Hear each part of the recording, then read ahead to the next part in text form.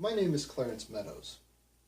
Let me welcome you to the first annual celebration of Butt-tober. Now, this is a month-long celebration that I came up with, where each day I'll pick a track off various albums or that I may stumble across on the internet from the band the Butthole Surfers.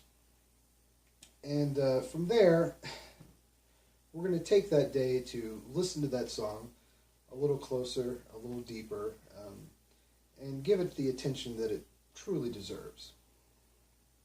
Now, since in classical Butthole Surfer style, I'm actually starting this celebration a day late, we're going to kick off with 2 tracks instead of 1.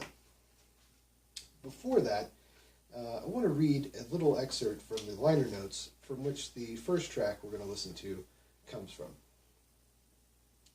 The Butthole Surfers are constantly evolving. They didn't even become the Butthole Surfers until 1982. Before then, they went under a variety of personas, including the Dick Clark 5, the Vodka Family Winstons, 9-Foot Worm Makes Own Food, the Ashtray Babyheads, and Dick Tit. Now, according to Paul Leary, the guitarist, their original plan was to change their name every night they played a show.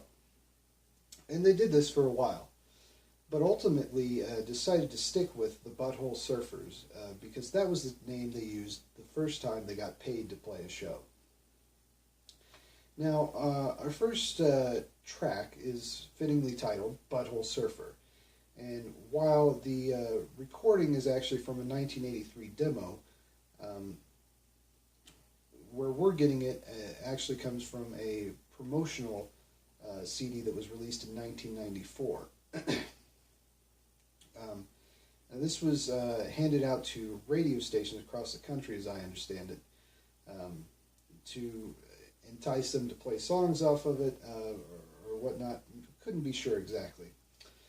But the album was called The Whole Truth and Nothing But. And it says very clearly on the CD itself that once the promotional event was over with, the radio stations were supposed to send the CD back. Luckily for us, not all the stations sent it back. And people like me somehow got a hold of a copy. So, that's the first track we're going to listen to. For the second track that I've selected, it is actually going to come off of their first full-length album that they put out with Touch and Go Records, titled Psychic Powerless Another Man's Sack. The track is called Cherub, and is definitely one of my favorite songs off the early records. It just, it's a little longer, has something about it. The way Gibby Haynes really taps into that megaphone and really gives a good wail. And the music itself is beautiful as well. And at that time, I'm fairly certain they actually had 2 drummers. King Coffee was one of them, and Teresa something or another. I don't remember her last name, but she was the second drummer, which was pretty cool. There's an old DVD video of a live concert they did back then that's pretty fun to watch. But we'll get into all that later. We've got 30 more days of Butthole Surfers to enjoy, explore, and share.